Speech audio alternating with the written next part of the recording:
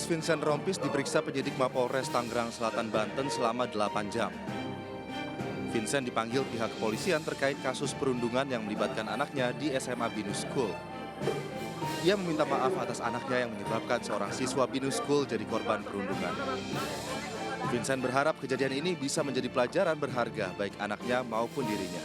Kejadian atau peristiwa yang terjadi saat ini juga harapannya sih semoga tidak akan ada lagi peristiwa-peristiwa atau kejadian seperti ini di masa mendatang, baik di lingkungan sekolah maupun di lingkungan terdekat, semuanya tidak ada lagi. Hingga saat ini status anak Vincent Rompis masih sebagai saksi. Vincent juga mengaku terus berkomunikasi dengan orang tua korban.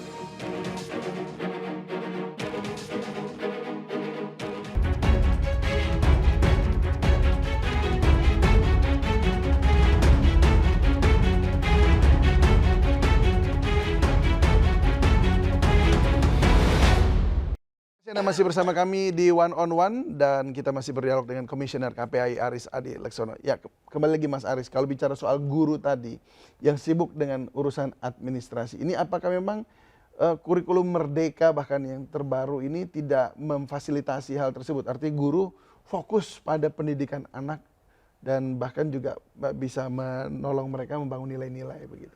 Iya, memang bunyi konsep kurikulum merdeka ya berfokus kepada anak begitu. Tetapi pada prakteknya tetap saja ada kebijakan-kebijakan lain yang kemudian justru menggeser kebijakan utamanya. Misalkan guru tetap harus menginput beban kerjanya melalui sistem digitalisasi, harus menginput rencana pembelajarannya di dalam platform tertentu begitu. Nah, ini kan memakan waktu tersendiri. Akhirnya guru tidak ada kesempatan membangun ikatan emosional dengan anak, nggak ada kesempatan untuk menyapa di pagi hari dengan senyum, di pagi hari dengan kehangatan, dengan melihat gestur anak yang sesungguhnya. Nah, saya selalu sampaikan ketika melakukan penyuluhan di satuan pendidikan itu, anak datang pagi itu menentukan bagaimana dia belajar selama di sekolah di waktu-waktu belajar berikutnya. Kalau di pagi hari dia sudah kelihatan ceria, senyum, maka gampang nerima ilmu. Tapi kalau sudah pagi hari saat salaman, itu sudah murung, sudah ada sesuatu hal yang nggak sewajarnya, bajunya sudah kelihatan nggak rapi dan seterusnya, ini patut mendapatkan perhatian khusus. Dicatat, nanti dibina oleh guru BK-nya atau wali kelasnya, ya kan, atau guru yang menemukan. Nah, ini menjadi sangat penting sekali lah. Waktu yang semacam ini membangun emosional, memperhatikan gestur anak yang sekiranya ada perilaku yang menyimpang, itu hari ini kurang begitu. Karena apa? Guru sibuk menyiapkan rencana pembelajaran, rencana penilaian, ganti kelas ke kelas yang lain dengan jam yang cukup padat ya. Karena rasio jumlah guru juga kurang. Hasil pengawasan kami menunjukkan kekerasan yang terjadi di satuan pendidikan itu di waktu-waktu kosong, waktu misalkan ganti pelajaran ya, gurunya nggak ada di kelas, dia pindah ke kelas yang lain, tidak sempat lagi memperhatikan anaknya, peserta didiknya, di waktu istirahat.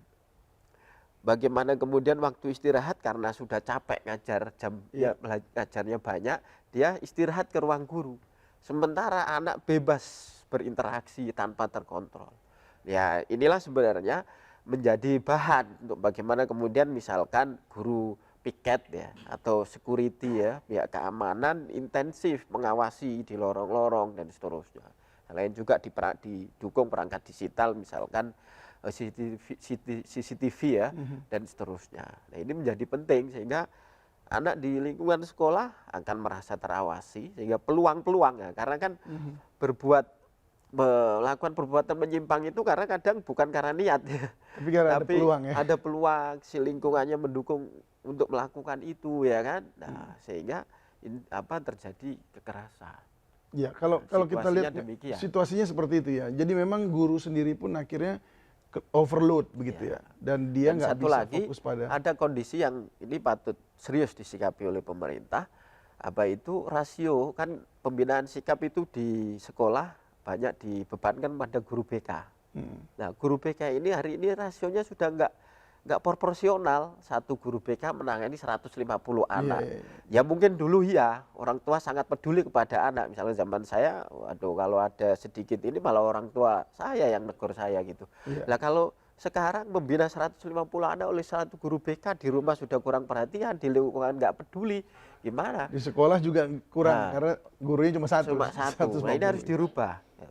Skema yang kami rekomendasikan adalah mungkin rasionya dikurangi 1 banding berapa begitu 50 atau berapa. Atau begini, setiap guru dikuatkan lagi terkait kompetensi pedagogik yang menyangkut bagaimana dia mampu mendeteksi perilaku-perilaku perubahan-perubahan perilaku anak. Kompetensi pedagogik yang menyangkut mampu mendeteksi perubahan-perubahan perilaku anak. Dalam ilmu psikologi ya memahami tentang individual differences kan, perbedaan individu. Nah, ya setidaknya juga diberi kompetensi dasar lah tentang konseling gitu, tentang kebekaan. Nah, Karena itu perlu ditingkatkan dalam pelatihan ya. Perilaku menyimpang itu anak itu kadang dia mencari perhatian di rumah nggak dapat, dia ingin mencari perhatian di sekolah kepada gurunya. Gurunya karena sibuk memberi nilai konten apa ya dulu itu mengoreksi ya kan, sehingga nggak sempat, akhirnya anaknya melampiaskannya lain biar diperhatiin, dia nyakitin temannya gitu. Nah, Jadi yang ini terjadi memang, semacam itu dia. iya, jadi kalau dilihat ini memang persoalannya nggak bisa satu yang siapa yang salah, ini A yang B atau yang C, tapi ini memang benar-benar perlu pengawasan menyeluruh, perlu membaca tadi ya, bagaimana situasi anak ini. Dan itu perlu kemampuan khusus yang perlu pelatihan guru-gurunya Betul, juga ya. setuju. Oke, baik. Lalu kalau misalnya kita lihat, kalau dari zaman saya dulu ya, mungkin waktu zaman saya sekolah atau Mas Aris, itu kan modelnya tawuran ya. Tawuran gara-gara lihat-lihatan aja misalnya gitu, tersinggung di jalanan, lalu jadi tawur tuh pulang sekolah misalnya. Nah, tetapi sekarang ini kan bisa menggunakan media sosial ya. Jadi lewat media sosial ngomong aja gitu komentar langsung tawuran, kumpul di mana, janjian di videoin rame-rame, iya. bahkan live. Ini sangat mengerikan. Nah, bagaimana peran atau dampak dari media sosial kepada anak-anak ini? Apakah mempengaruhi mereka jadi sangar dan gahar gitu? Sangat mempengaruhi. Di setengah situasi kesehatan mental anak rentan.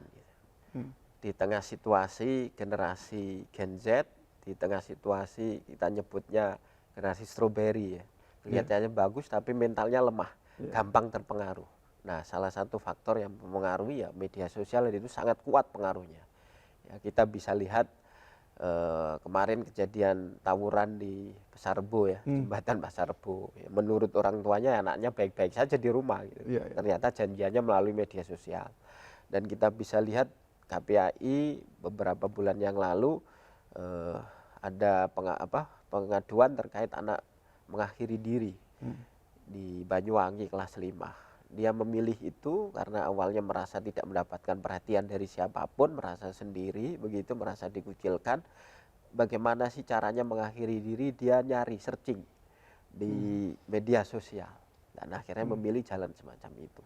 Dan banyak sekali kasus-kasus yang masuk ke KPAI yang ditemukan saat diidentifikasi ya pengaruh dari tontonan dia gitu. Baik. Jadi ini memang di satu sisi ada bagusnya media sosial atau internet, tetapi ada eksesnya juga nih yang membuat efeknya bisa seperti ini.